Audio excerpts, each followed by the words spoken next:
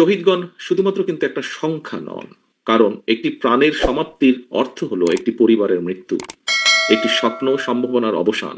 অথচ আমরা দেখছি যে আমাদের এই বর্তমানে যে অন্তর্বর্তীকালীন সরকার, যার কাছে দেশের প্রত্যেকটি শ্রেণী পেশা মানুষের একটি আকাঙ্ক্ষা আছে, যারা রাষ্ট্র এবং রাজনীতি সংস্কারের জন্য অনেক সময় ব্যয় করছেন, মাসের পর মাস ব্যয় করছেন, বাট খুব দুঃখজনক ভাবেও দেখি যদি আমরা, তাহলে দেখবো যে প্রায় 1 বছর হয়ে যাচ্ছে, আর কয়দিন পরেই 1 বছর হবে, কিন্তু এই 1 বছরের গণ অভ্যুত্থানে যে শহীদদের একটি তালিকা হতে হবে, সেই তালিকাটি কিন্তু এখনো চূড়ান্ত হয়নি। একজন রাজনৈতিক কর্মী হিসাবে আমার কাছে মনে হয়েছে যে দীর্ঘ 1 বছরেও শহীদদের সংখ্যা চূড়ান্ত বা তালিকা চূড়ান্ত করতে না পারার যে বিষয়টি, ভবিষ্যতের ইতিহাসে এটা হয়তো একটা আমাদের সকলের জন্য একটা চূড়ান্ত ব্যর্থতা হিসেবে একটা একটা চিত্রায়িত হবে বিষয়টি। আহ দুঃখজনক ভাবেও যদি আমরা দেখি, খুব দুঃখজনক একটি বিষয় যদি আমরা খেয়াল করি, যে গণ অভ্যুত্থানের কৃতিত্বকে কক্ষিগত করার জন্য আমরা অনেককেই দেখি খুব তৎপর, বিভিন্নভাবে তৎপর। মানে শহীদদের তালিকা তৈরি করার ক্ষেত্রে যদি এই তৎপরতাটা থাকতো, তাহলে হয়তো নিশ্চয়ই আমরা এতদিনের শহীদদের একটা চূড়ান্ত তালিকা তৈরি করতে পারতাম। আমি আমার দলের পক্ষ থেকে একজন রাজনৈতিক কর্মী হিসাবে অন্তর্বর্তীকালীন সরকারের দৃষ্টি আকর্ষণ করে বলবো, সরকার এর পরিচালনায় যে গৃহীত যে কার্যক্রম পরিচালনা হচ্ছে, এক্ষেত্রে বোধহয় প্রায়োরিটি ইস্যু কতগুলো থাকা উচিত, অগ্রাধিকার কতগুলো ইস্যু বোধহয় থাকা উচিত। কারণ রাষ্ট্র মেরামতের লক্ষ্যে সরকারের বিভিন্ন তালিকায় নিত্য নিয়মিত যদি নতুন ইস্যু যুক্ত হয়, যুক্ত হলে বিভিন্ন রকম সমস্যাও দেখা দিতে পারে। আমাদেরকে একটা জায়গায় প্রায়োরিটি অনুযায়ী থাকতে হবে।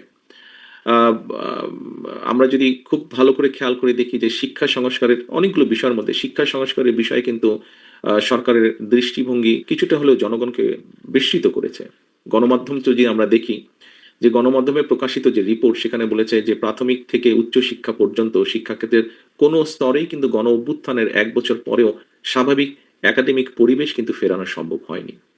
আমাদের ক্যাম্পাসগুলোকে যদি আমরা অন্ধকারে রেখে পুঁথিগত সংস্কার দিয়ে যদি আলোকিত বাংলাদেশ গড়বো, এটা যদি চিন্তা করি, সেটা গড়া সম্ভব কিনা, আজকের সম্মানিত উপস্থিতিবৃন্দ সকলের কাছে এই প্রশ্নটি, এই জিজ্ঞাসাটি আমি রাখতে চাই।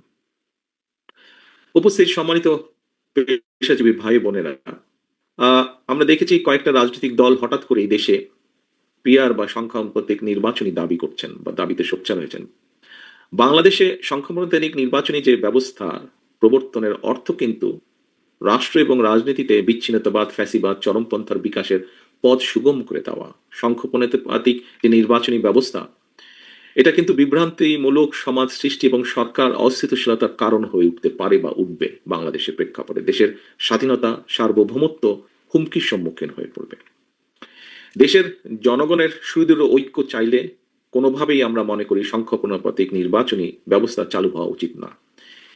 এই ধরনের দাবি উত্থাপনের বিষয়টিকে কোনো কোনো দল গণতান্ত্রিক অধিকার হিসাবে দেখলেও, বিবেচনা করলেও, দেশ এবং জনগণের সাথে বিএনপি বাংলাদেশকে সংখ্যানুপাতিক যে পিআর সিস্টেম, এই নির্বাচনী ব্যবস্থার জন্য উপযোগী নয় বলেই আমরা মনে করি। কারণ আমরা যদি একটু দেখি ভালো করে, 2024 সালে গণ অভ্যুত্থানের আরো একবার কিন্তু প্রমাণিত হয়েছে, এই যে গণ অভ্যুত্থান হয়েছে, এই গণ অভ্যুত্থান নিজেই কিন্তু একটি বিষয় প্রমাণ করে। সেটা হলো, দেশকে যদি তাবেদার মুক্ত রাখতে হয়, ফ্যাসিবাদ মুক্ত রাখতে হয়, তাহলে জনগণের ঐক্যই হচ্ছে সবচাইতে বেশি জরুরি। সম্মানিত উপস্থিতিবৃন্দ, আপনারা রাজনৈতিক, অর্থনৈতিক, সামাজিক, সাংস্কৃতিক সব দিক থেকে সমাজের সবচেয়ে সচেতন অংশ। সংবিধিবদ্ধ বিধিবিধান আর আইন কানুন দিয়ে ফ্যাসিবাদকে আর অথবা স্বৈরাচারকে কিন্তু রোধ করা যায় না। এবং আইন কানুন না মানার কারণেই কিন্তু কেউ কেউ ফ্যাসিস্ট কিংবা অটোক্রেট হয়ে উঠতে পারে।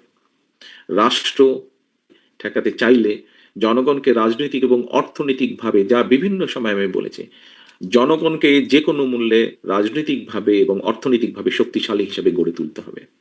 রাষ্ট্রে জনগণের সকল প্রকার গণতান্ত্রিক রাজনৈতিক অধিকারের চর্চা এবং প্রয়োগের সুযোগ নিশ্চিত করতে হবে।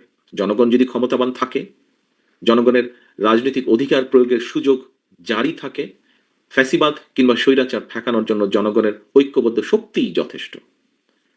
জনগণের ঐক্যবদ্ধ শক্তিই যথেষ্ট। রাষ্ট্র পরিচালনায় জনগণের ইচ্ছা এবং শক্তি কার্যকরভাবে প্রতিষ্ঠিত করার জন্যই কিন্তু বিএনপি বারবার জনগণের সরাসরি ভোটে নির্বাচিত প্রতিনিধিদের কাছে জনগণের কাছে দায়বদ্ধ জবাবদিহিমূলক গণতান্ত্রিক সরকার প্রতিষ্ঠার দাবি সেই প্রথম থেকে বিএনপি জানিয়ে আসছে।